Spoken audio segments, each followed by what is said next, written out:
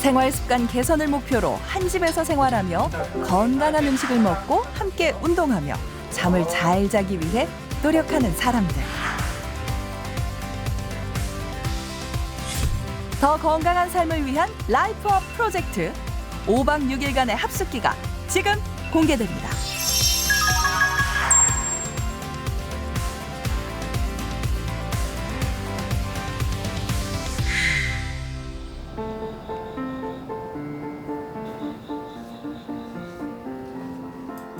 첫 번째 참가자는 의상 디자이너로 일하고 있는 30살 김민수 씨입니다. 민수 씨는 늘 새벽까지 잠들지 않는데요. 밤 11시 밖으로 나가는 민수 씨. 편의점입니다. 늦게까지 깨어있는 날이면 달콤한 콜라와 젤리를 찾는 게 습관이 됐습니다. 젤리에 콜라, 제로 콜라 2개. 이 시간이 되면 그냥 막 땡겨요. 그러니까 탄수화물류랑 달달한 게 막 땡깁니다. 자취 초기만 해도 식재료로 가득했었다는 민수 씨의 냉장고. 지금은 텅 비어있는 채로 방치돼 있습니다. 우유도 이게 유통기한이 다 지난 거라. 너무 부끄럽네요. 음식물 버리는 거랑 쓰레기 치우는 게 조금 귀찮아서 먹고 들어오거나 안 먹거나. 다음 날 출근을 해야 하지만 민수 씨는 잠들 생각이 없어 보이는데요. 아쉽잖아요. 뭔가 일찍 자는 게 하루가. 제가 유튜브를 이것저것 되게 많이 보는데 3, 4시간이 이렇게 훌쩍 가는 거죠. 그리고 새벽에 3, 4시쯤 되면은 이거 다 먹고 나면 다 먹은 자리에서 또 후회를 엄청 해요. 또 이래버렸네. 제가 너무 약간 비정상적으로 건강하지 않게 산다라는 거를 한 오래 들면서 많이 깨달았거든요. 강제로 일주일을 하면 그래도 이 경험이 좀 작심삼일을 더 여러 번 할 수 있게 만들어주지 않을까. 남양주에 사는 두 번째 참가자. 밤 8시 40분 전상록 씨가 양손 가득 배달 음식을 들고 들어옵니다. 그런데 메뉴가 한 가지가 아닙니다. 치킨에 곱돌이탕, 그리고 후토마키에 소바까지 혼자 먹기엔 좀 양이 많은 것 같습니다. 보통 3, 4가지 먹는데요. 오늘은 3가지, 4가지. 먹고 싶은 거 한 번에 다 먹는 편이에요. 급여 다 들어온 다음 날이나 급여 들어온 날 먹게 되는 것 같아요. 하루 정도는 괜찮지 않나. 시간을 쪼개 여러 가지 일을 병행하고 있는 N잡러 상록 씨. 오늘은 상록 씨의 치팅데이입니다. 평소 먹고 싶었던 음식들을 원 없이 즐기는 날인데요. 이런 식습관 때문일까요? 최근 건강에 적신호가 켜졌습니다. 네. 4종류입니다. 어머니는 그랬고 지금 이미 약도 먹고 있는 게 혈압약, 당뇨약, 고지혈증. 결국 저희 음식들이 문제라고는 알고 있는데 아는 거 다 할 수 있으면 좋죠. 똑같은 마음들 아닐까요, 다들? 아는 대로 되면 좋은데 잘 안 되니까. 건강을 잡으려면 지금 잡아야 되지 않을까. 더 지나면 안 좋아질 거가 느껴져서 그런 기준을 좀 잡을 수 있으면 좋겠다. 세 번째 참가자는 1년째 다이어트 중인 박주혜 씨. 매일 1시간 이상 달리고 식단도 하는데 체중에 변화가 없어 고민입니다. 제가 70kg인데 체지방량이 36%, 정상이 25%거든요. 의사 선생님이 10kg를 빼라 했거든요. 근데 그래서 달리기도 시작한 게 있는데 안 빠지고. 평소에는 밤 10시에 달린다는 주혜 씨. 늦은 밤 뛰고 나서 먹는 아이스크림이 그렇게 꿀맛이라네요. 야라레. 이쁘게 닮아줬네? 이거 아이스크림 배 따로 있다고 하는데 그거 진짜예요. 제가 해보니까 진짜 있어요. 30대 초반의 젊은 나이지만 주혜 씨는 누구보다 건강 관리에 진심입니다. 제 친구들도 그래요. 건강해 보인다. 근데 막 수치 재면은 다 별로 안 좋고 계속 피부가 긁으면 상처가 그대로 나요. 가려워요? 네, 가려워요. 저는 건강하다고 생각했는데 또 아닌 것 같아가지고 한번 참여해봤어요. 네 번째 참가자는 올해 58살의 김윤정 씨. 그는 최근 체중이 너무 급격히 줄어 걱정이 많습니다. 올해 초 치료받던 암이 재발해 항암 치료를 받았는데 설사 증세가 나타나더니 점점 심해져 일상생활에 지장을 주고 있습니다. 오전에 힘을 못 써도 여기 설사하고 나면 힘이 없어요. 방사선이 하고 나니 자꾸 설사를 주기적으로 하고. 암 진단을 받은 4년 전부터 윤정 씨는 육류 대신 채식 위주로 식단을 완전히 바꿨습니다. 하지만 요즘 이 식단을 계속 유지해도 될지 갈피를 잡기가 어렵습니다. 양이 작고 채소 주로 이래 먹으니까 살이 안 찌니까 빠지기만 하면 되는데 여기서 빠지니까 그게 걱정인 거지. 어떻게 이제 체력이 좀 올라오고 이제 식단을 어떻게 할 건지 결단이 지금 필요한 것 같아요. 내가 지금 이거를 정답인지 아닌지도 확실히 모르겠고. 더 건강한 삶을 위한 라이프업 프로젝트. 그 마지막 참가자는 38살의 프리랜서 김윤미 씨입니다. 그는 요즘 극심한 무기력증에 시달리고 있습니다. 내가 지금 뭐 하고 있는 거지? 내 삶에 무슨 의미가 있을까? 막 괜히 막 그런 생각까지도 들고. 그래서 이러면 안 되는데 나는 왜 자꾸 혼자서 쉼의 시간을 가질 때 건강하게 재충전을 하는 게 아니라 왜 이렇게 다운되고 무기력해지고 이럴까? 좀 그렇게 돼요. 업무가 재택근무로 바뀌면서 외부 일정이 없는 날이면 식사는 물론이고 일하고 잠자는 시간도 그때 달라진다는데요. 규칙적인 생활을 해보려 노력해봤지만 혼자서는 역부족입니다. 뭐 밤 새고 싶으면은 그냥 뭐 새고 막 이렇게. 그러니까 이게 너무 불규칙한 건강하지 않은 그 생활 패턴이 되는 것 같아요. 악순환이죠. 근데 그렇게 한번 하기 시작하면 그렇게 되면 이제 계속 낮에 피곤하고 이게 사실 좋지 않다는 건 이제 몸으로 느껴져서 아니까 안 하려고는 하지만 거기에서는 좀 의지력이 좀 필요한 부분인 것 같긴 해요. 라이프업 프로젝트에 도전장을 내민 5명의 참가자. 5박 6일간의 합숙으로 나쁜 생활 습관을 바꾸고 건강해질 수 있을까요? 저녁 7시 라이프업 합숙소에 참가자들이 하나 둘 모습을 드러냅니다. 잘 찾아오셨네요. 어서 오세요. 어서 오세요. 아니 이거를 먹어가지고 뭐야, 뭐또 약간 이거 집에 있었던 발사믹을 그냥 받았어. 진짜 요리가 와. 제일 지금 부담돼서. 다른 게 아니라 이벤이 할 수 있습니다. 5박 6일 동안 지낼 방을 배정받습니다. 여기 방 이거 들고 가시면 돼요. 네, 짐 푸시고 좀 다 오면은 네, 다 같이 인사할게요. 네네. 네. 감사합니다. 네. 건강한 생활 습관을 만들겠다는 목표로 모인 참가자들. 그런데 합숙이 꼭 필요한 걸까요? 군대에서 제일 건강하다라는 말 많이 해요.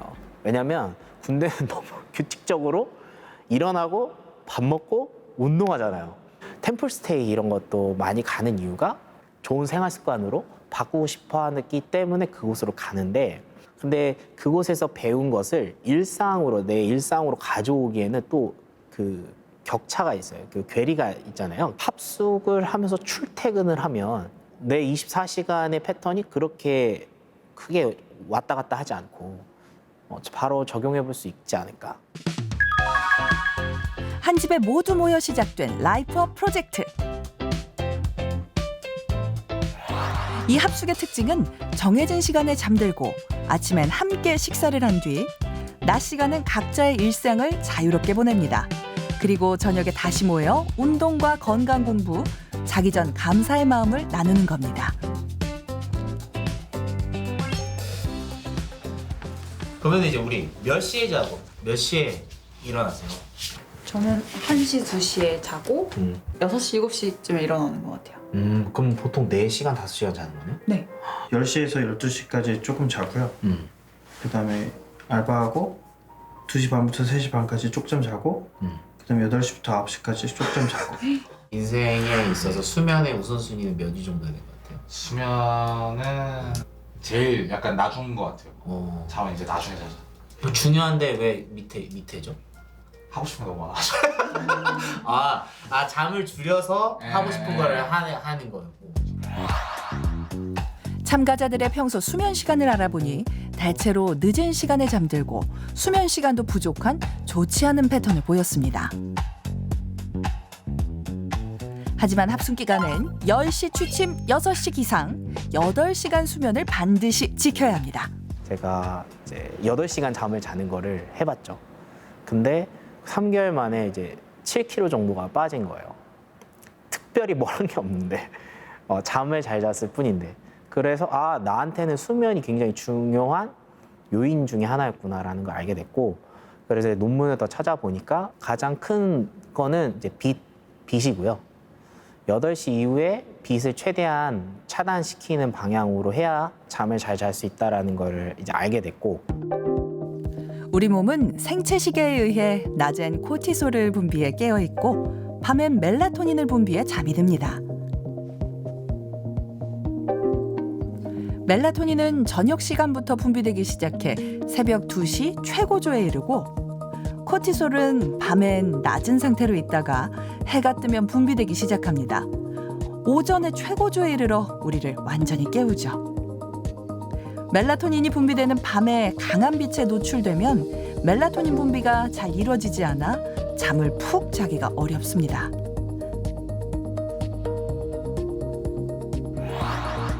잠을 잘 자기 위해 중요한 건 바로 저녁 식사 시간입니다.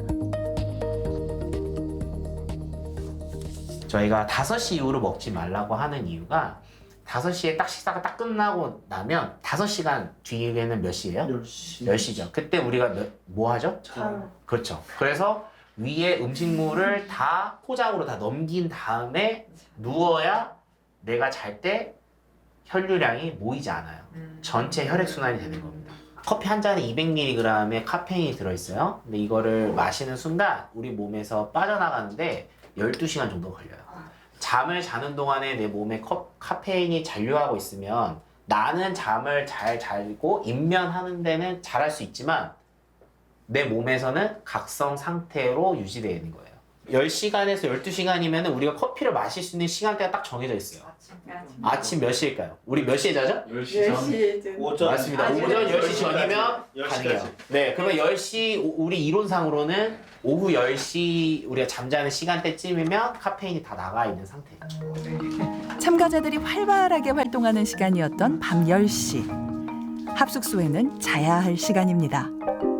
모두 손에서 핸드폰을 놓고 잠을 청합니다. 처음 도전하는 8시간 수면, 어떤 변화를 가져올까요? 합숙 둘째 날. 오전 6시. 오늘의 식사 당번인 윤미 씨가 가장 먼저 일어나 아침을 준비합니다. 5박 6일 동안 참가자들은 돌아가면서 총 6인분의 음식을 만들어야 합니다. 첫날 메뉴는 기름기는 적고 단백질은 풍부한 목살구이입니다. 6시 반 전원 기상, 합숙소의 첫날 밤 어땠을까요? 그러니까 이 시간에 지금 이 정신으로 깨 있는 것 자체가 처음엔 좀 못 자다가 한 12시까지는 못 자다가 12시 넘어서부터는 그래도 좀 잘 잔 것 같기도 하고. 잘 못 잤는 것 같아요. 뒤척뒤척거리는 것 같아요. 예. 얼리 잘 못 자요, 밤에. 어느새 신선한 채소와 잘 구워진 목살구이가 어우러진 합숙소의 첫 끼가 완성됐습니다. 식사할 때 먹는 순서만 신경을 써도 혈당 관리에 도움이 되는데요. 원래 밥 먹는 순서도 밥을 먼저 드시는 것보다 야채 이런 거 먹고 고기 이렇게 드시고 그다음에 탄수화물을 섭취하는 게 좋거든요. 네, 그래야 혈당이 천천히 올라가요. 먹겠습니다. 제일 먼저 채소를 먹고 그 다음에 고기와 같은 단백질, 마지막으로 현미밥을 먹습니다. 이렇게 먹는 순서를 지키면 혈당이 천천히 오르죠. 모두가 함께한 첫 아침 식사는 어땠을까요? 저는 원래 아침에 공복으로 있는 걸 좋아해가지고 지금 사실 이제 뭘 먹으니까 이 메뉴는 되게 좋긴 한데 조금 불편해요, 속이. 저는 아침 이렇게 많이 풍성하게 먹는 스타일은 아니었어서 아침 한 2-3번 먹거든요, 일주일에. 저는 좋아요.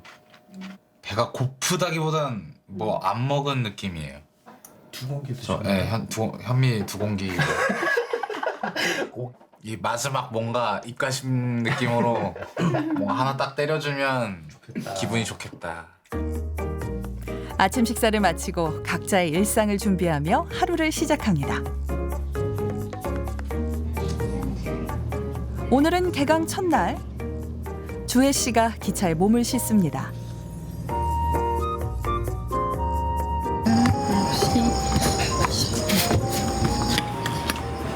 저 아이스 아메리카노, 아침 커피 수혈.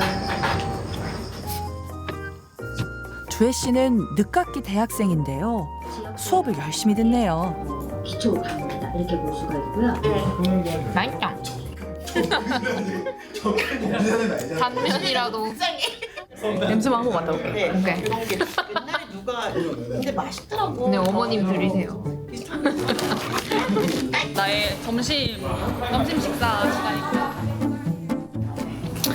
여기다가 나의 간 수치를 먼저 체크를. 공복혈 점심 전에 93. 와 지금 3 더 많아지기 전에. 주혜 씨는 체중 감량을 위해 단백질 위주의 식단을 유지하고 있습니다. 과자도 먹고 싶다. 그러니까. 아니 이게 진짜 우리가 맨날 근데 과자 먹고 사탕 먹고 막 당 떨어진다고 생각하고 먹었잖아. 근데 내가 이거 진짜네? 근데 이거를 하니까 당이 떨어지는 게 아니었어.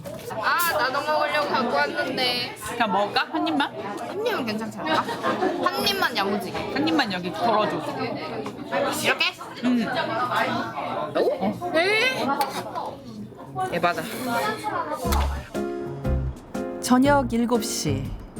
각자 5시 전에 저녁 식사를 해결하고 합숙소에 도착한 참가자들. 먹고 싶은 유혹들이 많이 있었지만 참았습니다. 그게 옳은 거 아니야? 합숙 기간 참가자들은 연속 혈당 측정기를 이용해 혈당을 모니터합니다. 우와, 로우다. 각자의 건강 상태와 식사에 따라 다양한 혈당 패턴이 보여지는데요. 참가자 전원 혈당이 급격히 오르는 혈당 스파이크가 합숙 이전보다 부쩍 줄었습니다. 혈당은 제일 좀 빨리 변하는 수치 중에 하나예요. 제가 좀 전에 마들렌 하나 먹고 왔는데 지금 와서 혈당이 엄청나게 올라가 있을 거거든요. 그리고 전날 뭘 먹었는지에 따라서 다음날 혈당도 크게 바뀌고, 또 혈당의 변동폭을 조절하는 것은 인슐린이라는 호르몬 때문이고요. 이게 대부분 당뇨병 환자들이 당뇨병이 발생하는 이전에 인슐린 저항성이 발생합니다. 즉 인슐린이 열심히 일을 하는데 혈당이 떨어지지 않는 게 당뇨병이고, 인슐린이 열심히 일을 해서 겨우 혈당이 유지되는 게 당뇨병 전 단계 또는 인슐린 저항성이 있다라고 얘기를 하는 겁니다. 음식물을 섭취하면 영양소는 소화기관에서 포도당 형태로 분해돼 혈관을 통해 전신으로 공급이 되는데, 혈관의 포도당 농도가 올라가면 췌장은 인슐린을 분비합니다. 분비된 인슐린이 인체 곳곳 세포막의 인슐린 수용체에 결합하게 되면 세포는 신호 전달 과정을 통해 포도당을 흡수해 에너지원으로 활용합니다. 그런데 세포의 인슐린 저항성이 높아지면 포도당이 세포에 제대로 흡수되지 못하고 체내 지방으로 축적됩니다. 당뇨약을 복용 중인 상록 씨의 경우 공복 혈당과 인슐린 저항성 수치가 높았고, 주혜 씨의 경우 공복 혈당은 정상이지만 인슐린 저항성 수치는 참가자 중 가장 높았습니다. 박주혜님은 왜 살이 안 빠지는지 알 수도 있을 것 같아요. 보니까 인슐린이 아주 극단적으로 높진 않아도 14.5 정도 나왔고요. 이거를 이제 인슐린 저항성으로 계산해 봤을 때는 3.0 정도 나왔어요. 우리나라 기준으로 2.0에서 한 2.5 정도 이상 되면은 인슐린 저항성이 있다라고 하는데 조금은 다른 분들보다는 높은 편이고 전상록 네, 네. 300과 50을 하루에 왔다 갔다 하고. 그래요? 오늘 연속 혈당계를 사용했는데 부대찌개 먹고 300까지 찍다고 한 3시간에서 4시간 뒤에 혈당이 50까지 내려갔어요. 부대찌개가 나쁘다고 얘기하고 싶진 않지만 부대찌개 밥도 말아먹고 뭐 하셨겠죠. 국도 세 개를 먹고. 다 칼국수, 라면, 밥을 3개 다 부대찌개라고 말하기 좀 너무 부탄이라고 다시. 부대찌개를 반찬으로 드신 것 같아요. 이게 평균은 같아도 변동폭이 크면 클수록 컷포인트 절단점 이상에서는 다 데미지로 올 수가 있거든요. 비록 당화혈색소가 정상이어도 계속 그 위에 우리 절단점 위쪽에 계속 올라가는 혈당에서 계속 혈관이나 단백질의 변성을 유발시켜요. 그래서 같은 당화혈색소여도 혈당 변동폭이 클수록 더 몸에 좋지 않다. 그래서 혈당을 안 올리게 하는 방법 중에 식이 조절이 굉장히 중요하고, 두 번째로는 혈당이 올라가는 찬스에 적절히 운동해서 이런 거를 에너지원을 다 태워버리는 이제 운동이 중요하겠죠. 이 두 가지가 제가 보기에는 제일 중요한 키워드라고 생각되고요. 제가 평소 습관을 생각해보면 보통의 아메리카노를, 제가 커피를 좀 많이 먹거든요. 아메리카노를 먹다가 중간에 바닐라 라떼 먹고 또 아메리카노 먹다가 바닐라 라떼 먹고 약간 이런 식으로 제가 저를 당 떨어질 것 같은 타이밍에 그렇게 먹었던 것 같아요. 근데 그런 게 이런 수치를 만들어낸 건 아닌가라는 생각이 좀 들었고, 바짝 몸을 이렇게 타이트하게 만들어 본 적이 있는데 결국에는 한 1년, 2년 정도밖에 못 가더라고요. 좋은 식습관을 가지고 가는 것들이 되게 중요하다는 건 알고는 있었지만 좀 더 와닿게 된 것 같아요. 저에게 좋은 내용을 전달해 주셔서 너무 감사합니다.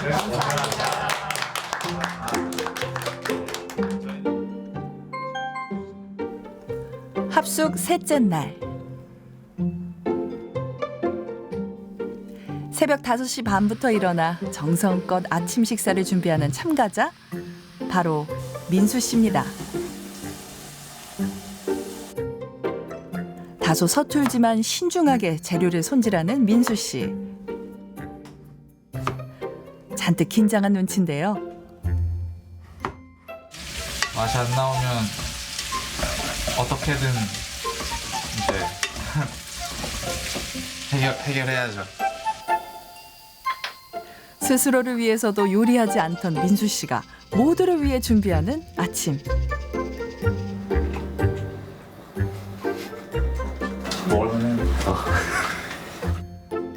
오늘의 메뉴는 샐러드가 없는 소고기 묵국과 현미밥. 오늘 채소가 없잖아요. 채소가 없을 때 혈당을 조금 더 천천히 오르게 하는 방법은 기름을 먼저 먹는 거예요. 그래서 원래 지방을 쓰는 시스템이 있고 탄수화물 쓰는 시스템이 있는데, 지방을 먼저 쓰는 시스템을 하게끔 해주면 훨씬 더 혈당이 천천히 오릅니다. 식사 전 올리브오일을 섭취하면 포만감을 느껴 식사량을 조절하는 데 도움이 됩니다. 민수 씨가 특별히 신경 써서 준비한 소고기 묵국 괜찮을까요? 와, 오, 야, 이거 전사에 됐겠네. 괜찮은데? 이어지는 동료들의 칭찬 세례. 민수 씨 이제 안도해도 되겠네요. 평소에는 늦게 자고 늦게 일어나서 뭘 먹으면 더부룩했는데 뭔가 일찍 자고 뭔가 좋은 컨디션으로 일어나서 먹으니까 괜찮은 것 같아요. 늦게 먹지는 않았어요? 늦게도 먹었죠, 원래. 본인 이야기. 머리가 어지러워요. 12시, 1시 이때 먹고 자다가 그때 안 먹고 일찍 자고. 매일 한두 시간씩 쪽잠을 자는 게 일상이었던 상록 씨는 합숙소에 들어와 8시간 수면의 중요성을 체감하고 있습니다.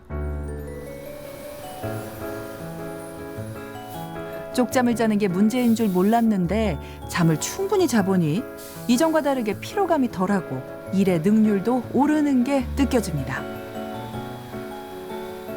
지금은 걸어서 1km 정도 안 되는 거리에 배송을 나가고 있어요.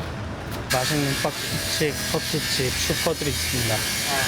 딴 데 같으면 빵을 하나 사 먹을 수도 있는데 일단은 한 달 동안은 끊어봅니다. 밀가루, 설탕, 나쁜 기름, 튀김. 네, 오늘의 점심입니다. 요거 먹으려고 했는데 수박은 안 된대요. 네, 이렇게가 제 점심이 되겠습니다. 혈당 관리를 위해 좋아하는 수박에 손도 대지 않는 상록 씨. 빵이나 과자, 과일 등 혈당을 올리는 음식을 최대한 멀리하고 있습니다.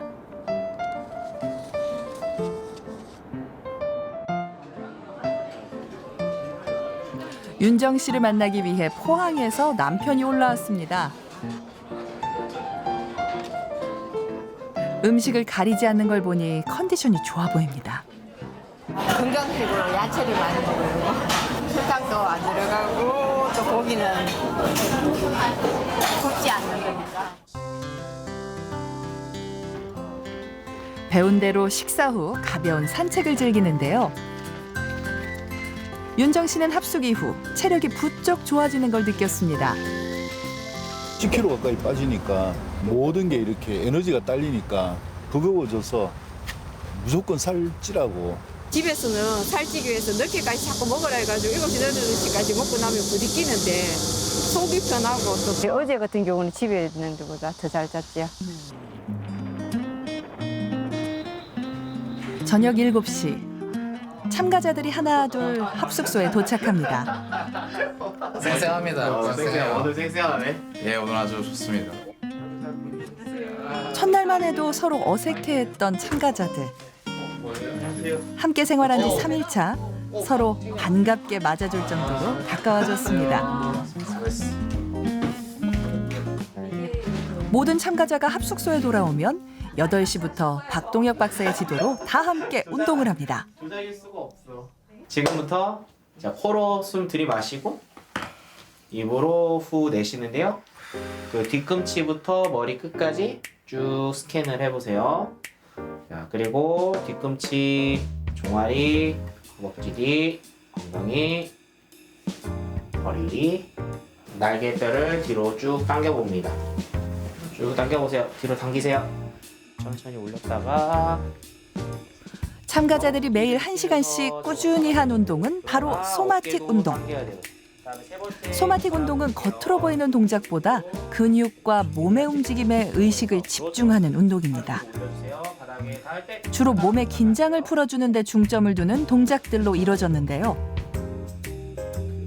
소마틱 운동은 무리하게 심박수를 올리지 않아 숙면에 도움이 되는 걸로 알려져 있습니다. 내 몸을 내가 스스로 느끼면서 움직일 수 있는 것이라고 이해하시면 될 것 같아요. 내가 몸을 움직일 때 어떻게 움직이는지를 사실 모르고 움직이는 경우가 되게 많아요. 내 자신이 어떻게 움직이는지를 아는 거. 그러니까 일단 첫 번째. 그래야 부상이 없어요. 내 몸이 어떻게 움직이는지를 집중하다 보면 전전두엽이 활성화되거든요. 이제 그런 것들이 내 어떤 몸뿐만 아니라 마음의 건강까지 회복되어질 수 있게 하는 게 소마틱 엑서사이즈라서 요즘 그게 조금 이제 집중되고 있죠. 연구 분야에서. 하나, 둘, 셋. 합숙 셋째 날 유산소 운동이 추가됐습니다. 점프 없이 한 발씩 뒤로 뻗어 플랭크 자세를 취했다가 다시 한 발씩 앞으로 가져오는 슬로우 버피입니다. 층간 소음 없이 누구나 부담 없이 따라할 수 있고 느린 동작이지만 칼로리 소모가 크고 전신 근력을 강화하는 데 도움이 됩니다. 와 진짜 이 20, 30대랑 같이 하고 있어요. 60 하이파이브 서로 하이파이브 하이파이브. 지금 8시 반 정도인데 출근하려고 합니다. 합숙 넷째 날 민수 씨의 일상을 따라가 봤습니다. 오늘 민수 씨의 업무는 수백 벌의 옷들을 창고에 정리하는 겁니다. 오늘은 진짜 이 시간까지는 그런 피곤하다라는 느낌이 잘 안 들어요. 이게 3일밖에 안 됐는데 일찍 자고 일찍 일어나는 거 그리고 일찍 잘 때 수면의 질이 높아지는 게 되게 효과가 있구나를 지금 좀 느끼고 있습니다. 참마루, 한식, 한식 뷔페를 찾은 민수 씨. 많은 음식 중에서 내 몸에 도움이 되는 건강한 음식 위주로 골라 담습니다. 보리밥에 보리가 섞인 보리밥, 갈색 제육이라 해야 될까요? 식사할 때 채소를 제일 먼저 먹는 것도 잘 지키고 있습니다. 밥 때가 되면 너무 배고파요. 최대한 건강한 선에서 맛있게 먹으려고 하는 것 같아요. 합숙 4일차, 민수 씨는 변화를 느끼고 있습니다. 오늘은 새벽에 일어났지만 피곤하지도 않고 업무 효율도 올랐습니다. 움직여서 그런가? 졸리거나 힘들어야 되는데 졸리거나 힘들지가 않아요. 기분 탓일 수도 있지만 기분 탓이어도 이득이다. 건강한 생활하고 피곤하지도 않고 힘도 덜 들고 기분도 좋고 의미 있다. 그날 저녁. 특별한 손님이 라이프업 합숙소를 찾았습니다. 저희 지도 교수님이시고요. 제가 너무 사랑하고 존경하는 교수님이고 연세대학교의 스포츠 응용산업학과 전용관 교수님이십니다. 반갑습니다. 지금 벌써 한 3일째? 네. 4일째 되셨나요? 4일차. 네. 얼굴이 되게 헬스케 보이는데. 여러분 인바디 결과랑 다 이렇게 내장 지방이랑 다 검사 결과를 봤거든요. 근데 정상 체중인 거랑 상관없이 대부분 복부 비만과 함께 지방이 더 많으세요. 네, 그래서 여러분들이 체중의 변화를 목표로 하는 게 아니라 지방하고 내장 지방 빠지는 거는 여러분 신경을 쓰셔야 되는데 인슐린은 너무너무 우리에게 중요한 호르몬이에요. 인슐린이 없으면 당이 세포 안으로 들어올 수가 없는데 비만의 관점으로만 제가 설명을 해드릴게요. 인슐린이 올라가야 비만해져요. 근육을 합성화시키는 데 도움이 돼요. 근데 지방 분해를 억제하는 역할을 해요. 인슐린은. 그러니까 내가 인슐린을 높인 상태에서 살을 빼려면 이건 거의 불가능. 너무 어려워요. 인슐린을 낮춰줘야 돼요. 그래서 여러분 식습관을 바꾸는 데 있어서 8시 이후에는 안 먹는 습관, 이거 너무 중요하거든요. 그게 바로 수면을 망치는 것 중에 하나 다들 커피로만 알고 있는데 수면을 망치는 게 밤에 탄수화물 많이 먹는 거예요. 탄수화물 많이 먹으면 뭐가 올라가죠? 인슐린 올라가죠. 인슐린은 각성 호르몬이에요. 어떤 사람은 난 잠이 안 와, 배고프면. 그거 아니고요. 배고프면 좀 있으면 잠 올 거고요. 그때 먹으면 잠이 잠깐 들 수 있어도 계속 내 몸은 계속 깨워서 일하고 있고 인슐린이 올라가 있고 각성돼 있고 그러니까 오줌 마려서 깨는 게 아니라 깨고 보니까 오줌이 마려운 거예요. 그러니까 이게 그래서 밤에 탄수화물 먹는 거 좋지 않습니다. 참가자들이 합숙이 끝나도 지금의 생활을 계속 이어갈 수 있도록 전용관 교수는 수면과 음식, 운동의 중요성을 강조했습니다. 어떤 분이 이래요. 난 뭘 먹어도 제일 좋은 거 운동이에요. 네, 그래서 운동을 통해서 특히 이제 미토콘드리아들을 활성화시켜서 내 안에 있는 미토콘드리아들이 살아나야 돼요. 미토콘드리아가 왜 중요하냐? 이게 에너지를 만드는 거거든요.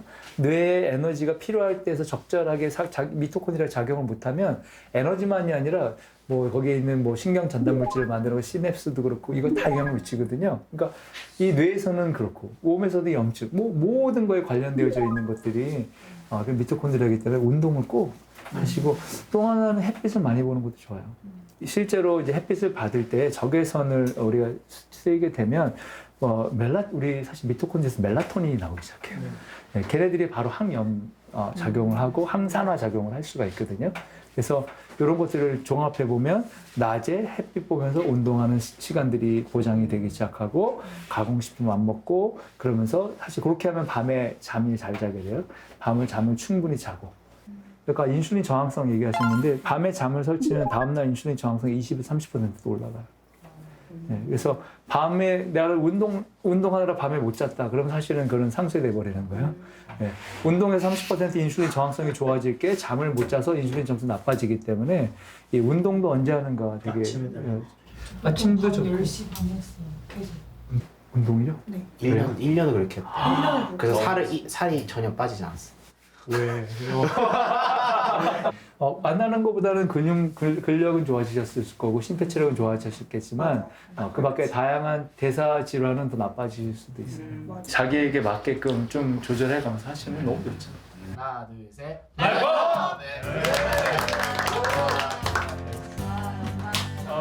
우리 옥수신 서로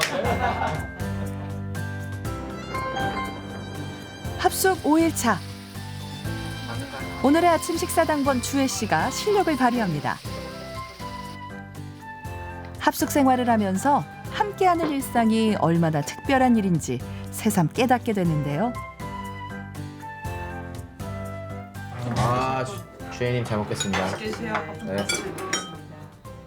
진짜 맛있네요. 제가 한 걸지만.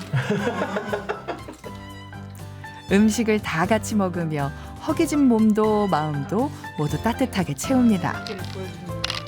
보름달 생각 안 납니다. 아 물론 생각하니까 먹고 싶네요. 지금 식사 평소보다 더 많이 하고 있어요. 예, 맛있어 같이 먹으니까 너무 맛있고 이제 건강을 위해서 억지로 먹는 거죠 아침에. 그랬는데 이러면 우리 기분도 좋고. 아침 식사 뒤 오늘도 참가자들의 일상은 계속됩니다. 여느 때처럼 합숙의 마지막 낮 시간을 각자의 일상으로 채웁니다.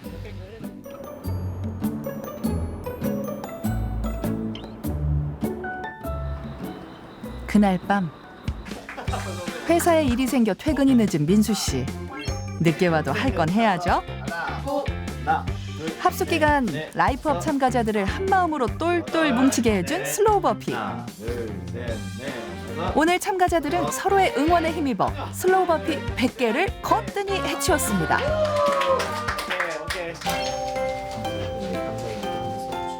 5박 6일간의 합숙 기간 참가자들이 운동처럼 하루도 빼먹지 않고 한 일이 있습니다. 바로 감사 일기를 쓰는 건데요. 자기 전에 오늘 하루 있었던 일을 되돌아보면서 자신의 강점을 어떤 상황에서 어떻게 사용했는지와 또 그에 대한 감사를 적고 감사 내용을 서로 공유했습니다. 저 책 볼 때 집중력 확실히 좋아진 거. 오늘 있었던 일인데 뭐지? 제가 아침에 책 한 권을 들고 왔거든요. 근데 그 책을 지하철 타는 40분 동안 그냥 다 읽었어요. 근데 제가 원래 책을 읽으려면 한 2시간 정도 걸려요. 그렇게 막 빨리 읽는 편은 아니고 천천히 읽는 스타일이라. 근데 그냥 이게 다 그냥 뭐야? 끝났어. 한 권이요? 한 권을. 내용 근데 기억나죠? 내용 다 기억나.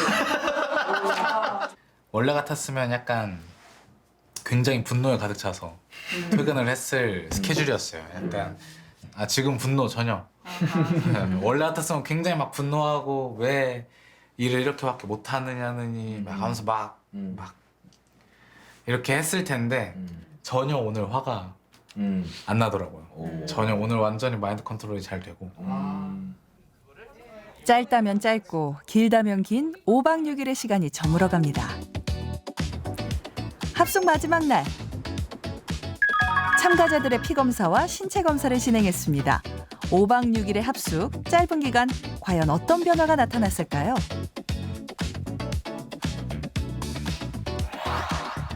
체중 감소가 고민이었던 윤정 씨는 5박 6일 동안 체중을 유지했고 4명의 참가자는 모두 체중이 줄었습니다. 내장 지방량 역시 윤정 씨를 제외한 4명의 참가자 모두 소폭 감소했습니다. 특히 신체적 변화 중 악력의 경우 모든 참가자가 이전보다 높은 수치가 나왔습니다. 가장 변화의 폭이 큰 건 하체 지구력. 참가자 모두 합숙 전보다 합숙 이후 하체 지구력이 크게 향상됐습니다.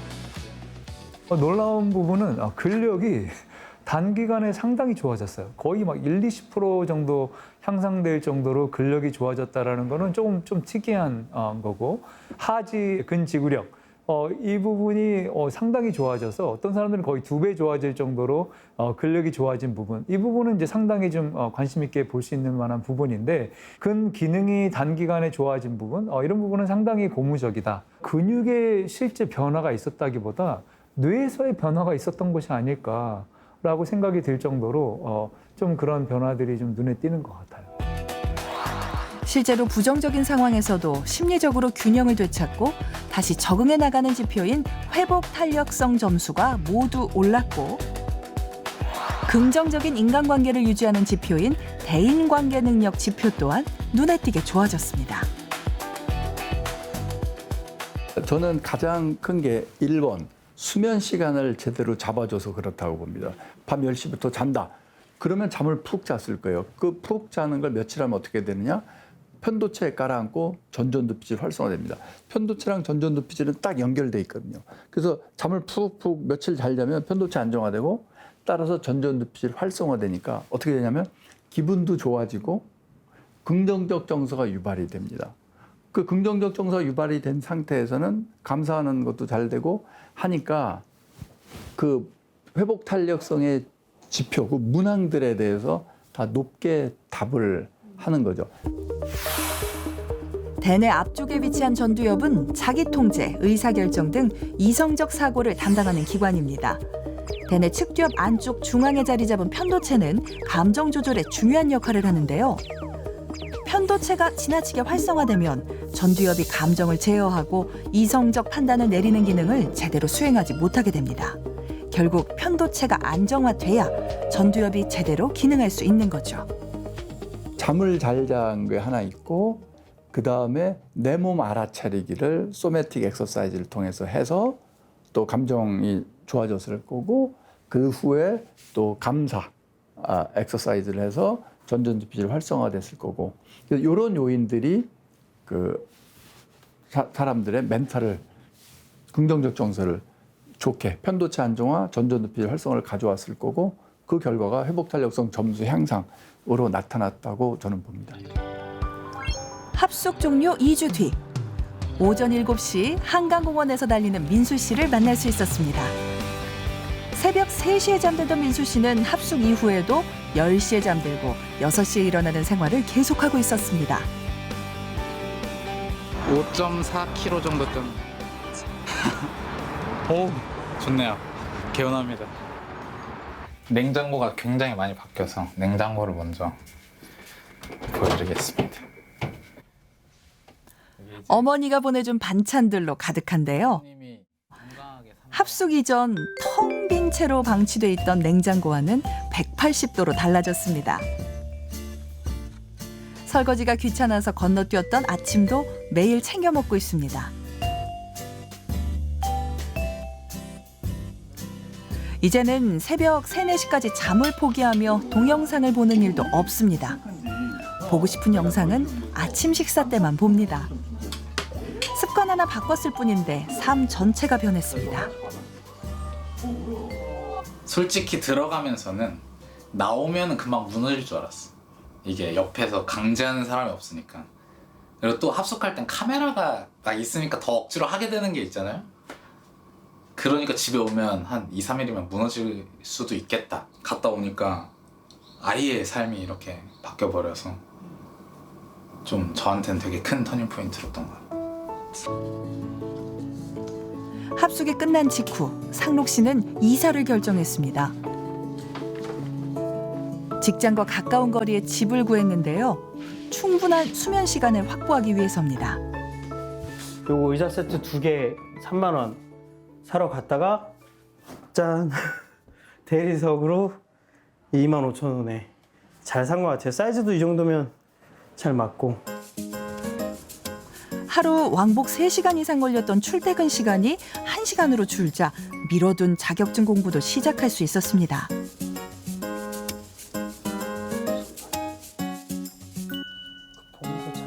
시간을 분초 단위로 쪼갰으며 시간이 남으면 쪽잠을 자기 바빴지만 이제는 틈틈이 운동도 생활화하고 있습니다.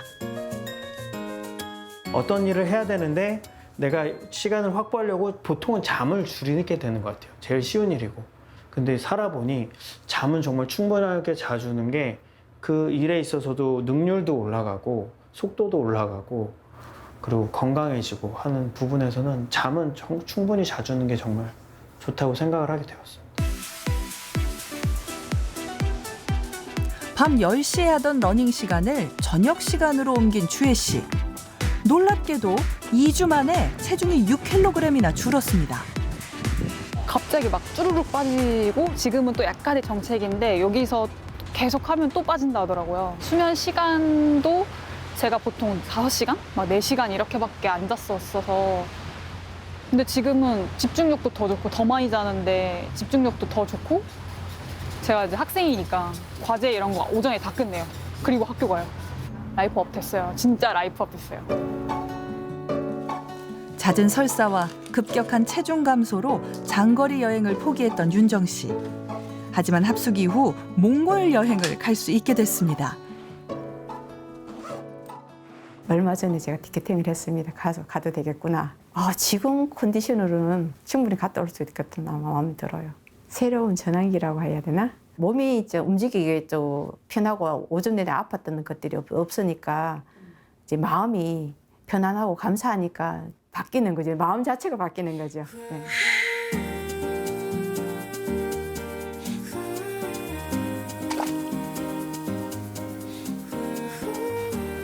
혼자 집에서 보내는 시간이 많아 무기력감을 호소했던 윤미 씨는 틈틈이 햇빛을 쬐고 산책을 즐기며 잃었던 활력을 되찾고 있습니다.